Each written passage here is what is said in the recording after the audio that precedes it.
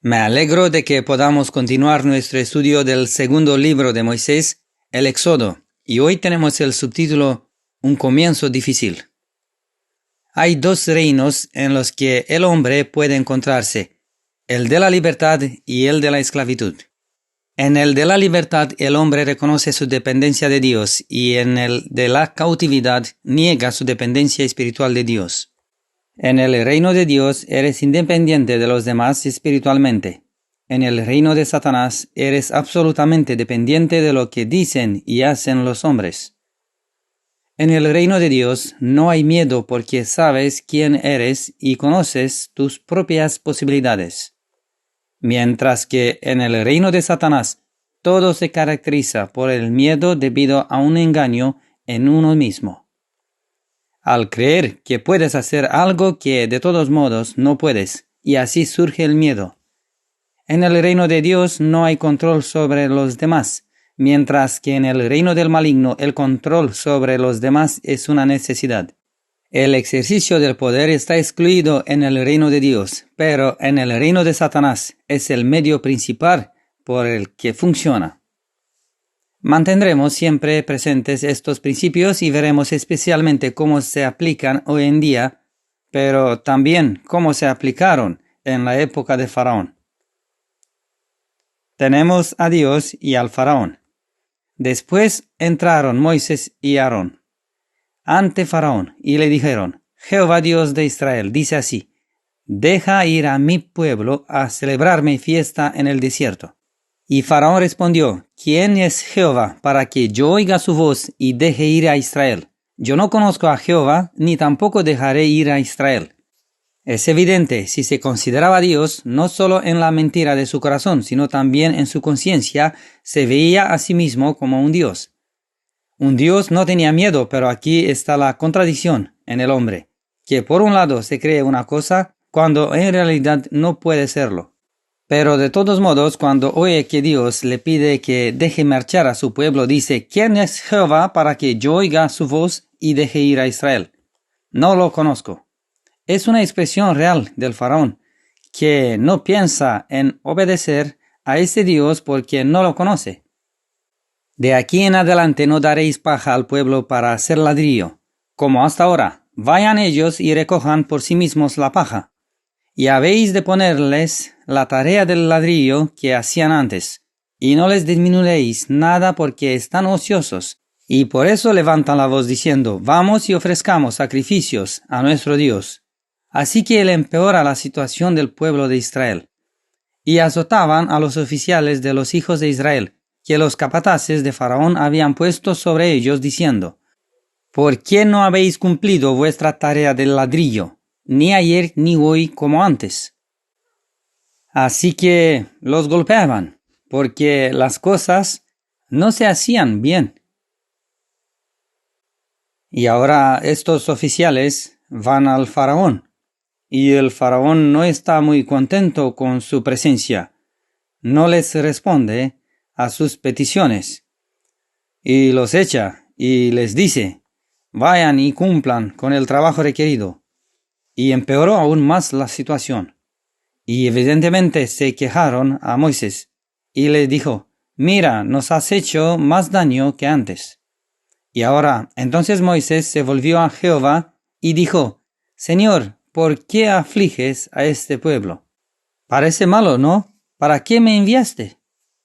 ¿Cuál es mi propósito si las cosas van hacia atrás en lugar de hacia adelante? Porque desde que yo vine a Faraón para hablarle en tu nombre, ha afligido a este pueblo, y tú tampoco has librado a tu pueblo. Aquí aparece la humanidad y ahora surge la pregunta que debemos responder: ¿hay alguna razón por la que Dios permite que esto suceda?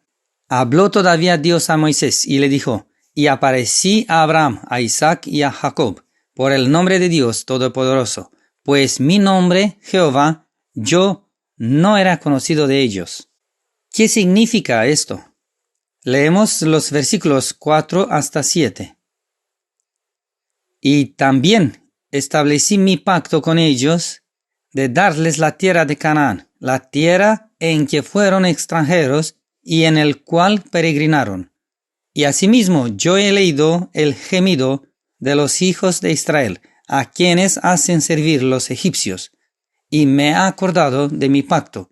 Por tanto, dirás a los hijos de Israel: Yo soy Jehová, y os sacaré de debajo de las cargas de Egipto, y os libraré de su servidumbre, y os redimiré con brazo extendido y con juicios grandes. Y os tomaré por mi pueblo, y seré vuestro Dios, y vosotros sabréis que yo soy Jehová vuestro Dios, que os saco de debajo de las cargas de Egipto. Y os meteré en la tierra, por la cual alcé mi mano, que la daría a Abraham, a Isaac y a Jacob, y yo os la daré por heredad. Yo soy Jehová.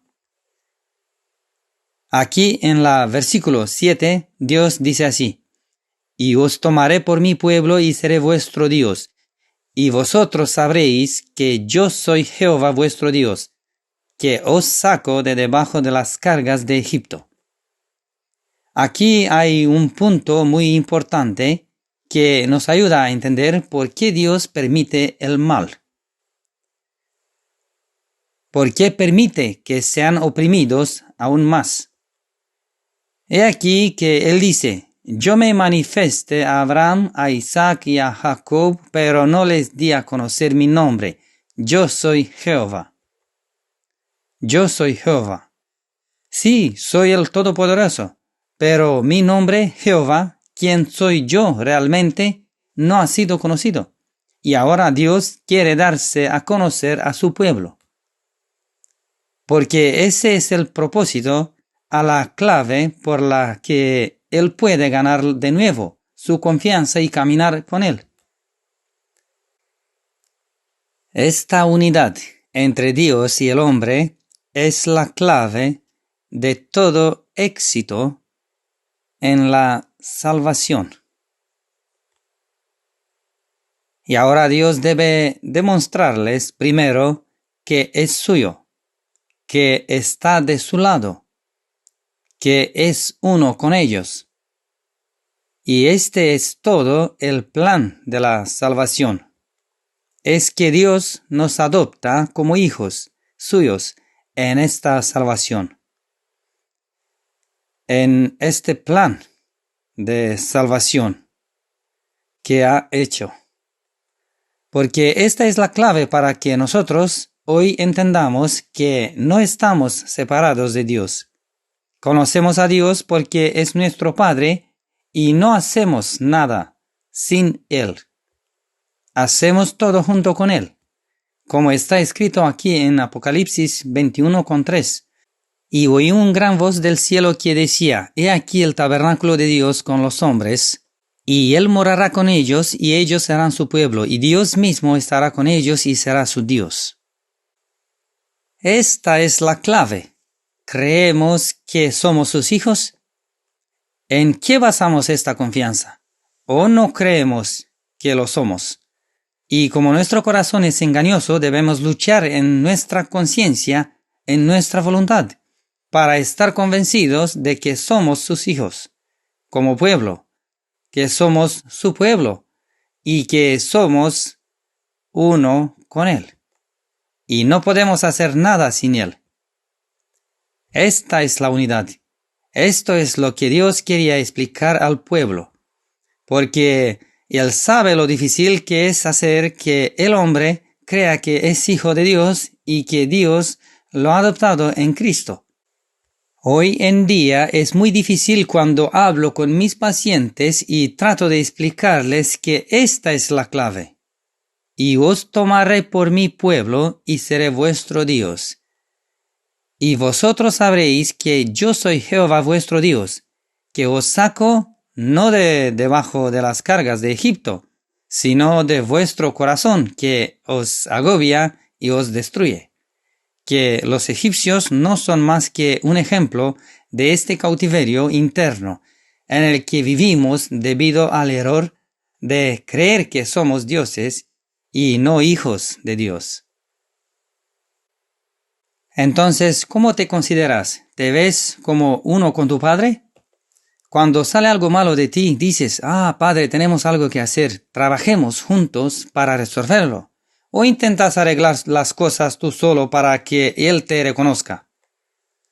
Todo lo que no haces con Dios está perdido.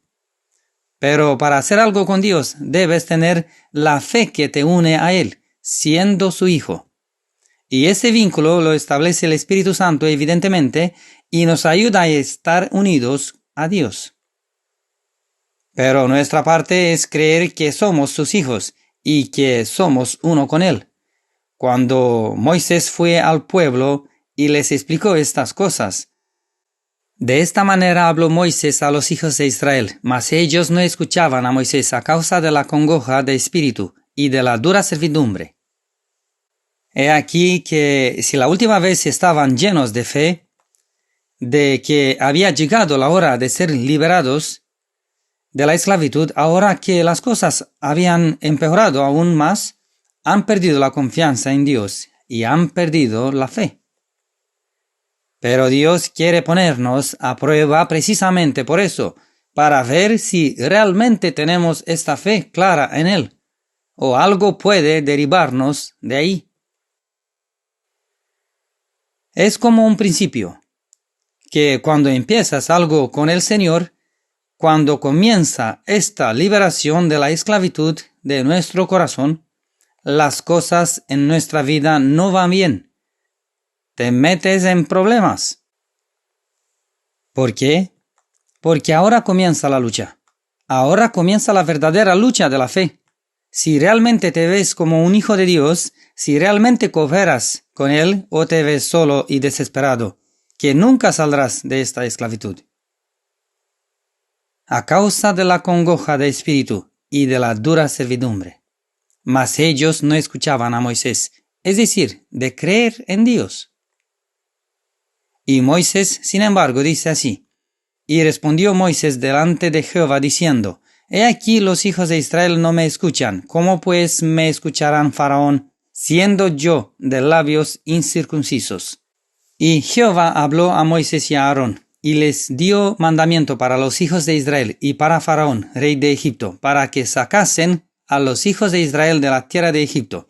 Y después de todo ese discurso, al final Moisés dijo: Y Moisés respondió delante de Jehová: He aquí yo soy de labios incircuncisos. ¿Cómo pues me ha de oír Faraón? Y Moisés no es fácil de convencer, está en su corazón y no ve una perspectiva. Y Dios le da la perspectiva. Esto es lo que le dice. Y Jehová dijo a Moisés: Mira, yo te he constituido Dios para Faraón, y tu hermano Aarón será tu profeta. Es decir, será el portavoz, que en la Biblia profeta significa portavoz.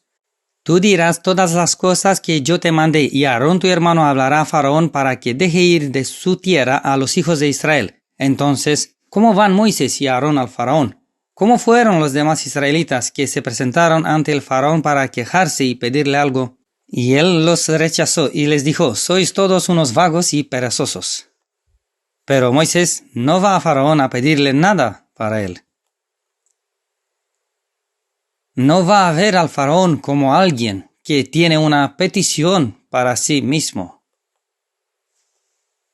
Va para demostrar quién es Dios. Y aquí que te hago Dios para Faraón. He leído esto antes cuando dice: te hago Dios para Aarón. Aquí dice: sí, Aarón será tu profeta, es decir, tu portavoz.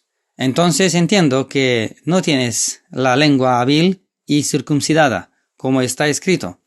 Pero te ayuda. Id los dos. Tú eres a quien yo hablo, y tú le hablarás a Aarón. Y juntos id a Faraón y andad con dignidad. Id a pedirle al Faraón una cosa para la gloria de Dios, no para vosotros. Para que Dios se manifieste, para que el Faraón le conozca. Que él ha planteado la pregunta: ¿quién es este Dios? Y que el pueblo de Israel conozca a Dios. Moisés no va al Faraón como un mendigo, sino como alguien que está por encima de él.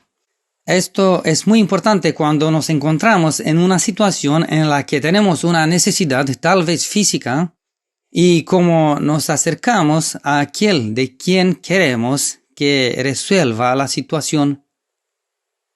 Si es algo personal, seremos mendigos. Si no es algo personal, si lo hacemos por Dios, por una causa, entonces nos presentamos con dignidad ante esa instancia, con una exigencia por todo lo bueno, pero sin mendigar ni transigir. Dios le deja todo esto claro a Moisés. Te hago Dios para Faraón, es decir, eres autoridad por encima de él. Y así también nosotros, si vamos a algún tribunal o a alguna institución y tenemos una petición que nos aprueben, yo sé que en la aprobación podemos ser tentados a ir como mendigos, como cobardes. Y si no nos aprueban, si vamos en el nombre del Señor, entonces pedimos, somos claros, no somos insensatos, porque ni siquiera Moisés le dijo al faraón que el pueblo se irá definitivamente. Dijo, solo vamos a ofrecerle un sacrificio al desierto. Ese es el primer paso. Así que no debemos decir todo lo que hay, pero debemos ser sinceros en lo que decimos. Debe ser verdad, tiene que ser por el bien de Dios, es decir, por su obra. Y sin concesiones, sin mentiras, sin miedo a que no se nos permita hacer lo que queremos hacer. Así que no vamos como mendigos.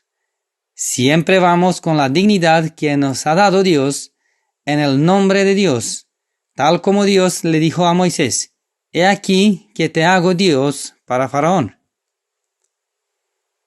Y le dice además a Moisés, y yo endureceré el corazón de Faraón, y multiplicaré en la tierra de Egipto mis señales y mis maravillas. Y Faraón no os oirá, mas yo pondré mi mano sobre Egipto, y sacaré a mis ejércitos, mi pueblo, los hijos de Israel, de la tierra de Egipto, con grandes juicios. Así que uno de los puntos que a veces son difíciles de entender o graves es endureceré el corazón de Faraón. Es decir, Dios hace que Faraón se vuelva celoso, es decir, que actúe por despecho. ¿Es así? ¿Cómo funciona el endurecimiento del corazón? ¿Qué debemos saber que no malinterpretar este proceso? Debemos conocer el carácter de Dios basado en su ley, la estructura de los elementos del universo y su suministro de energía. Y debemos conocer la estructura y las funciones del espíritu humano. Sin este conocimiento, leemos, decimos que está escrito, pero lo entendemos mal. Por lo tanto, debemos tener una comprensión clara de esto. De lo contrario, nuestra imagen de Dios será desagradable y no tendremos esa confianza en que Dios es bueno y es nuestro Padre. He aquí que es esencial en la vida conocer la estructura general de cada elemento de la creación. Todo es un canal, es decir, tiene una entrada y una salida. Y la ley por la que todo funciona también está clara. Cada elemento debe recibir para luego dar. Todo esto demuestra que Dios existe y es la fuente de su suministro obligatoria. Él debe ser altruista, al igual que todo lo que ha creado es altruista, para que todo pueda funcionar en un circuito, contribuir al bien común. Esta es una base clara. Dios es altruista. Él dio existencia a cada elemento, por lo que esta existencia está en sus manos. Y Él nos ha dado las tareas, y el cumplimiento de estas tareas que tenemos también está en sus manos, en cooperación con Él. Y nuestra relación entre criaturas, todo depende de Dios. ¿Cómo se ve esto concretamente? Ningún elemento creado puede existir por sí mismo. Esto significa que la existencia del elemento es mantenida activamente por Dios en todo momento, y Él lo hace a través de su ley. La ley es un canal, es prácticamente lo que nos conecta con Dios. Así que solo a través de la ley tenemos conexión con Dios. Esto significa que la ley no tiene poder propio, sino que el poder de Dios se aplica específicamente a través de la ley. Entendiendo esto, dentro de esta ley, Dios le ha dado a cada elemento su tarea. Ya sea un elemento animado, inanimado, vivo o muerto, Dios le ha dado a cada uno su tarea. A la materia le ha dado una tarea. Por ejemplo, el fuego cumple su tarea sin responsabilidad. No tiene ninguna influencia en la ejecución. Pero el fuego no tiene poder propio, lo que se demuestra con los 3 jóvenes, en Daniel en el horno de fuego. Dios puede retirar su poder del fuego, y el fuego arde, pero no consume, como lo hizo con la zarza ardiente, que no se consumió.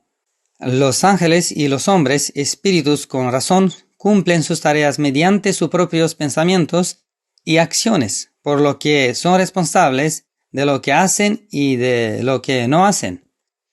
Y aquí vimos que Lucifer entró en ese proceso de autoengaño y una vez que llegó al final de ese proceso sin posibilidad de retorno, cuando su corazón se rompió y pensó que ahora era Dios, aunque veía que nunca podría hacerlo, entonces Dios lo mantiene con vida porque la vida es suya y se le da exclusivamente a él. Por lo tanto, Lucifer no puede morir, aunque quisiera. Nadie puede morir si Dios no lo permite. Les ofrece un espacio limitado para hacer el mal, y esto lo hace Dios, porque el mal está oculto bajo el bien, y no se muestra como algo malo. Cuando una madre quiere educar bien a su hijo, no ve que está engañada por su egoísmo, que lo hace para sí misma. Por eso debemos ver ese mal, debe salir a la luz y por eso Dios le da un espacio limitado, poder limitado para hacer el mal. Cuando el mal se manifiesta como tal, puede, con el consentimiento de todos en el universo, ser eliminado, solo cuando el mal se manifiesta como mal. Esto es decisivo para comprenderlo. Con el ser humano fue lo mismo, y el hombre se engañó a sí mismo, pero Dios encontró una salida del autoengaño. Y solo cuando un hombre rechaza todos los medios de Dios y su autoengaño se vuelve definitivo, llegará a la inexistencia y al final de la lucha. Todo esto sucederá al final cuando Dios ponga fin a esta lucha y aquellos que hayan permanecido en el engaño junto con Lucifer y sus ángeles entrarán en la inexistencia, en ese lago de fuego descrito en el Apocalipsis. Porque no puede existir ni coexistir la verdad con la mentira. No puede coexistir el bien con el mal, el amor con el egoísmo. Son opuestos. Por eso no pueden coexistir. La omnipotencia de Dios se basa en los siguientes hechos. Cada elemento es mantenido activamente por Dios en todo momento. Esto significa que la existencia y la función de cualquier elemento dependen exclusivamente de Dios. Nadie puede penetrar en el ámbito de acción de Dios, por lo que nadie puede ser Dios. Lo que un espíritu piensa en su interior, las intenciones que alberga, las decisiones que toma no están bajo el control de Dios. Eso está bajo nuestro control, así nos creó. Sin embargo, todo lo que un espíritu hace en el exterior está sujeto a la voluntad de Dios. Sin el consentimiento de Dios nadie puede hacer el mal, porque no tiene poder propio para hacer nada. Por lo tanto, Dios nos da el poder para hacer todo lo que hacemos y nos deja hacer también el mal si es necesario y puede utilizarlo para el bien. Según el modo en que funcionan todas las cosas en el universo, Dios puede intervenir para limitar el mal y redimir al hombre. Esta intervención se llama providencia de Dios. Y para salvar el universo y la humanidad después de que apareció el error, en favor de todos los seres, Él permite el mal con restricciones, de modo que pueda revelarse. Y su cálculo del tiempo necesario para que el mal se revele como tal, lo calculó que fuera 6,000 años. Y en el otro 1,000 años continúa la explicación, y luego que sea el resultado final de esta lucha. Hemos visto que la ley y Dios, y ahora miramos el espíritu del hombre tal y como fue construido. Es un sistema cerrado, tiene necesidades, amor, justicia, libertad. Todo esto solo lo encuentra en Dios. Es información que Dios ha puesto en su palabra. Para que el hombre pueda recibir activamente esta información, Dios le ha dado un vínculo con él, y ese vínculo es su identidad, en la que ejerce su confianza en Dios y a través de la fe recibe la palabra y la información de Dios para luego hacer algo con ellas. Como no existe la independencia, esta confianza y fe en Dios funcionan de manera automática e inconsciente. Lucifer y Adán fueron creados para ser dependientes de Dios, sin que ellos lo supieran, pero Él les explicó, cuando llegaron a engañarse a sí mismos, que eso no existía. Porque no puede existir nada que funcione sin estar conectado a una fuente, y porque eso es el Espíritu. Dios lo hizo para que se conectara automáticamente. Cuando se equivocaron, especialmente si miramos ahora a Adán, y él cree que ahora puede confiar en sí mismo, que ya no necesita confiar en Dios, que ya no tiene que creer en la palabra de Dios, porque ahora es independiente. No ve que en realidad confía en los mandamientos humanos y en las palabras de los hombres. Solo se da cuenta de que es un esclavo cuando esas palabras y esos hechos que van en contra de sus necesidades lo llevan a la autodestrucción. Así pues, el espíritu solo puede gobernarse a sí mismo, pero debido al error se gobierna mal. Veamos cómo aplicamos esto al endurecimiento del corazón del faraón. ¿Cómo funciona el endurecimiento del corazón? Dios es altruista y siempre actúa en favor de sus criaturas. Creo que esto queda claro en la ley. Dios no hace nada para sí mismo. Segundo, Él provee activamente las necesidades de cada criatura, y Él es la fuente de todos los poderes. El espíritu humano se gobierna a sí mismo mediante el poder que le ha sido otorgado por Dios. Por lo tanto, nos gobernamos a nosotros mismos, pero dependemos de Dios. Por su error, el hombre aplica esto de manera incorrecta. Así que yo uso el poder divino para hacer el mal, para hacerlo por mí mismo. Utilizo, por ejemplo, la multiplicación. Nos multiplicamos en la familia y decimos, es mi hijo, cuando esto es incorrecto. Usamos todos los poderes que Dios nos ha dado de forma incorrecta debido al error en el que estamos. Dios, porque nosotros usamos su poder activo, porque Él solo puede ser activo, puede retirar su poder del Espíritu, de modo que éste no pueda cumplir su plan. Así Dios puede protegernos a nosotros o a otros para que no les hagamos daño. Si no está en su plan, si no puede usar eso para el bien, entonces Él puede retirar su poder y no podemos hacer el mal que habíamos imaginado. Si es para bien y Dios puede usar eso para bien, entonces Él permite que hagamos ese mal para que veamos cuán grande es el mal y lo que hay en nosotros. En el caso de Faraón, Dios permite que el faraón haga lo que su corazón le dice que haga, es decir, jugar a ser Dios. Y él juega creer que es Dios. Es curioso. Son las acciones del faraón las que le llevan a endurecer su corazón, no la acción de Dios. Por lo tanto, no es Dios quien endurece el corazón de forma activa. Dios endurece el corazón al permitir que el hombre o el faraón hagan el mal. Dios permite que el faraón haga esto sin quitarle el poder de hacerlo, porque utiliza la obstina y el error de faraón para mostrar cuán grave es el error y a dónde conduce. Y veremos en esas 10 plagas cuán fuerte es la obstinación o determinación del faraón de no dejarlos ir porque él asume todos los costos. Es decir, permite tanta pérdida para su pueblo, cuando antes decía que había que evitar la pérdida y hace tantas cosas en detrimento de su pueblo hasta que se perjudica a sí mismo. Hasta que su hijo, que también es de Dios, le es arrebatado. Y entonces se da cuenta de que él no es Dios.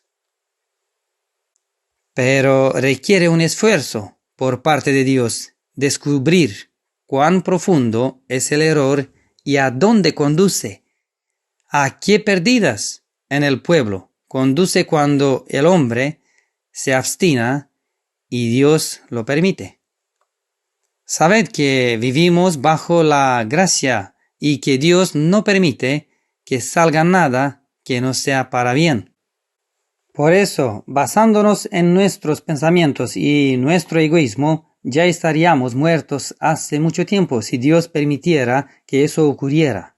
Pero Dios retira su poder para no, o mejor dicho, Él me deja hacer el mal, pero me sostiene y no permite que el mal tenga efecto para matarme, porque sabe que si yo muriera, no podría ser salvado. Por eso no permite que el efecto se manifieste, aunque me deja usar su poder. Y cuando es para mi bien, entonces Él permite que el efecto se manifieste y yo vea en mi vida, este es el problema y el engaño de mi corazón. Pero nosotros vivimos bajo la gracia. Dios puede retirar su poder o, si lo permite, puede protegernos de nuestras propias acciones para que no nos matemos tan rápido. Así que Él es misericordioso. No hace nada por sí mismo. Desea nuestra salvación. Y un día, cuando os revele toda su providencia en esos 1000 años, estaremos muy contentos y diremos: Señor, si hubiéramos sabido que por eso permitiste aquello, o que por eso vino aquella enfermedad a mi vida a causa de mis pensamientos, que querías sacarme de ahí, y ahora te doy gracias por la forma en que has dirigido todo en tu providencia. Deseo que comprendamos esta función de Dios, cuál es su plan y su intervención. No siempre es fácil de explicar, no porque no sea sencillo, sino porque ya estamos tan llenos de ideas diferentes sobre el modo en que funcionan las cosas y cómo Dios gobierna su universo y en particular a su pueblo. Pero aún nos quedan unas horas de estudio antes de llegar al final del Éxodo y espero que podamos profundizar y comprender de una vez por todas que estas cosas son así y no pueden ser de otra manera. Amén.